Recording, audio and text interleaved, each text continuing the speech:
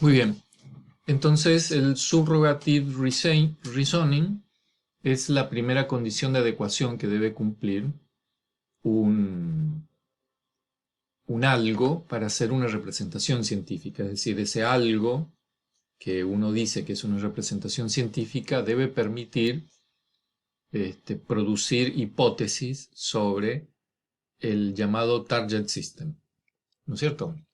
En este sentido, también esto sirve como un criterio de demarcación, porque hay muchas cosas que representan, pero que no permiten este tipo de acción, de proponer hipótesis sobre un objetivo. Entonces debería ajustarse o descartarse, ¿no es cierto? Muy bien, llegados hasta aquí, es importante comenzar a plantear esto que he representado así de manera esquemática y elemental aquí. Lo voy a separar un poquito para que no se confunda. Ustedes tienen, en términos generales, ¿no es cierto?, Eh, diferentes modos eh, de relación en el tratamiento de la representación científica. Esto está un poco de base en lo que estamos leyendo, por eso quería leerlo con ustedes. Hay algo así como un individuo, un modelo o aquello que usa, si ustedes quieren, como, como instrumento de representación. Voy a ponerlo ahí. Y después tienen estos dos elementos que son bastante complicados de tratar. La noción de target system es casi una noción que merecería un seminario sola. Y el tema de los fenómenos viene de antes de Cristo, la gente discutiéndolo, y de algún modo hay una referencia a eso en este tema. Entonces, de manera esquemática nada más, pero lo presento ahora, pero es el tema de fondo de toda la discusión que vamos a tener, ¿no es cierto? Que por un lado está el individuo, por otro están los modelos, por otro el target system, que es aquello a lo que apunta el modelo, ¿no es cierto? Y por otro lado los fenómenos. Entonces, muy bien, estas cuatro perspectivas serían las siguientes. El individuo no tiene ninguna participación en el modelo, si el modelo tiene así como una autonomía o una objetividad, que apunta ¿a qué apunta el modelo? ¿No es cierto? La naranja, cuando yo le voy a explicar a mi hijo lo del sistema solar, ¿no es cierto? ¿A qué apunta la naranja?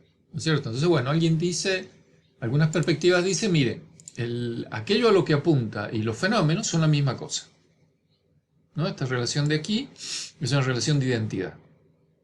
O sea, el modelo apunta al mundo, ¿no? O sea, yo con la naranja en la mano, lo que estoy representando es el mismísimo sol. Sería una cosa así, ¿no es cierto? Claro, otra perspectiva dice, no, mire, aquello a lo que apunta la naranja no es lo mismo que los fenómenos. Sobre todo, esta perspectiva, ¿no?, se plantea, o si ustedes quieren, se abre en el marco de la modelización de problemas científicos. O sea, ¿no?, pues yo, haciendo esta representación para mi hijo, no estoy en una práctica científica de descubrimiento de la verdad. Le estoy representando a mi hijo el sistema solar para que lo conozca.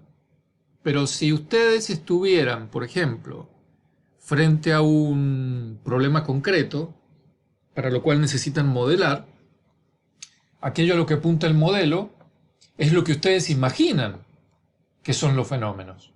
Entonces, target system y fenómeno hay que separarlo. Entonces, en ese sentido, la representación que ustedes hacen no representa directamente el mundo, sino representa lo que ustedes creen que es del mundo, ¿no es cierto? Bueno, ahí tienen un segundo modo de verlo.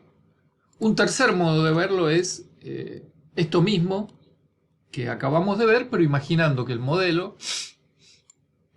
tiene una relación directa con el individuo. ¿A qué me refiero con el individuo acá? Bueno, lo que leímos recién, de que el modelo depende de las intenciones de un usuario, de sus propósitos, de sus prejuicios, prejuicios científicos, ¿no es cierto? Que el modelo está determinado por esto. Bueno, y una última, que es esta que está acá, donde es lo mismo, pero imaginando, como en el primer caso, que aquello a lo que apunta es la misma cosa que el mundo fenoménico, ¿no?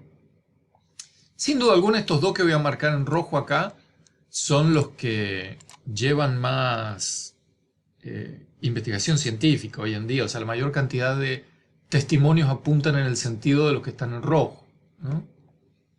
No de los que están acá arriba, ¿no?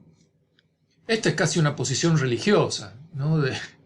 O mística del mundo, ¿no? Es decir, hay un modelo que solo el demiurgo sabe de dónde vino y que te explica cómo es el mundo, ¿no? Así como la Biblia, esto que está acá funcionaría como la Biblia, ¿no?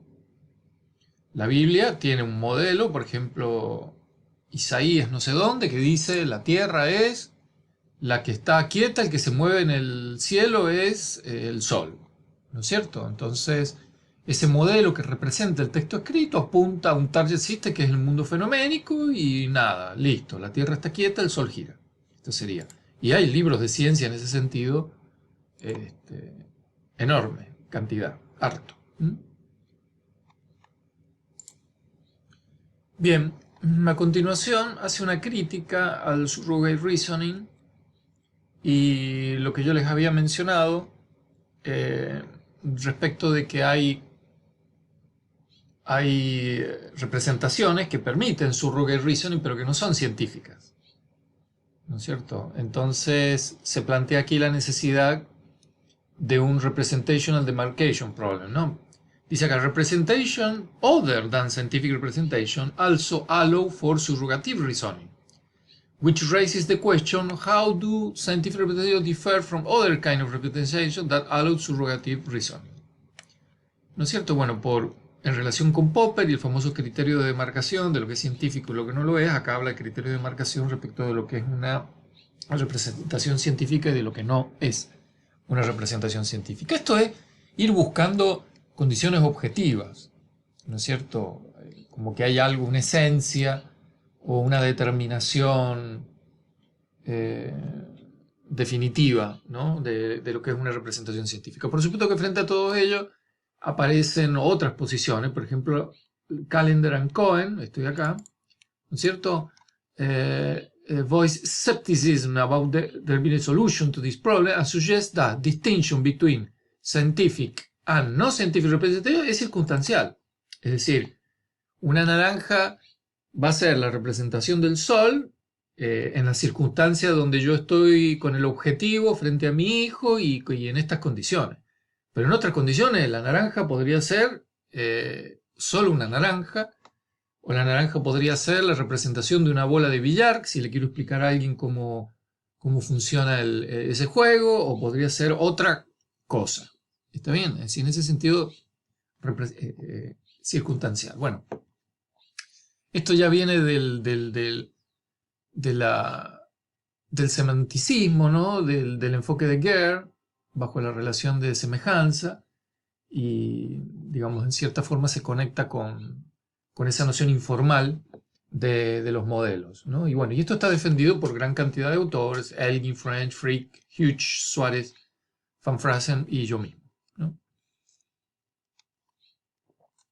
Bueno, entonces en concordancia con lo que acabamos de ver, es que aparece esto que ya les había mencionado antes, de que no hay algo así como una scientific representation, sino una epistemic representation, ¿no es cierto? Lo cual le da a la noción de representación un perfil pragmático, en el sentido de que hay un sujeto, un cognoscente, con una noción de uso, de intenciones, propósitos, objetivos, contextos, etc. Entonces el famoso problema de la representación se traduce en esto que yo les había marcado antes, ¿no es cierto? Que es rellenar esta fórmula, que está acá. ¿No es cierto?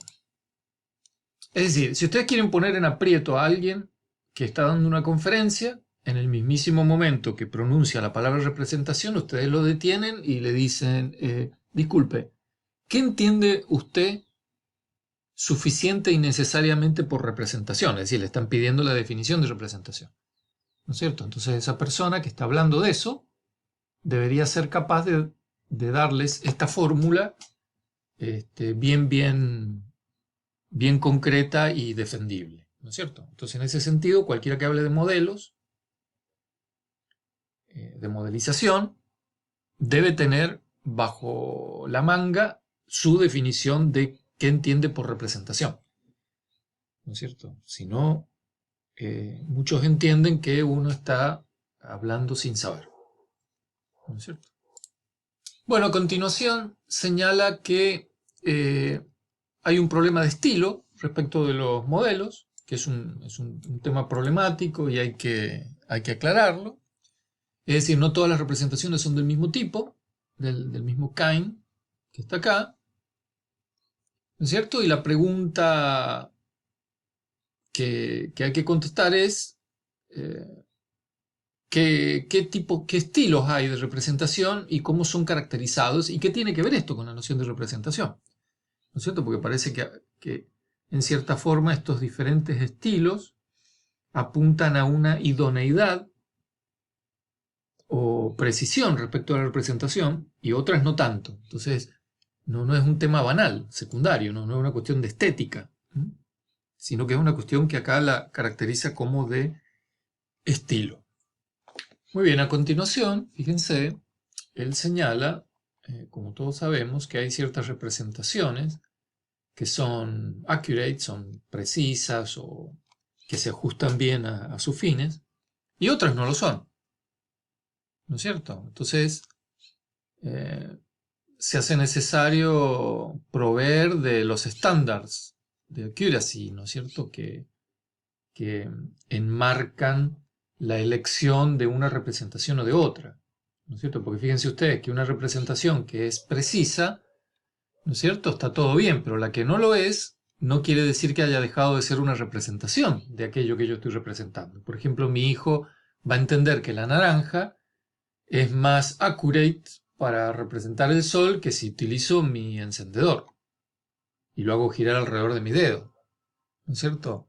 Pero no por eso, parece ser que no por eso el encendedor deja de ser una representación del sol, sino que la otra parece más adecuada. Bueno, pero ¿por qué parece más adecuada? Es decir, esto hay que fundamentarlo, ¿no es cierto? Y cuando uno trabaja en ciencia se vuelve más complicado el tema, ¿no es cierto? Esto se abre a lo que se llama la possibility of misrepresentation. ¿Qué es una misrepresentation? ¿Qué quiere decir que algo no representa otra cosa?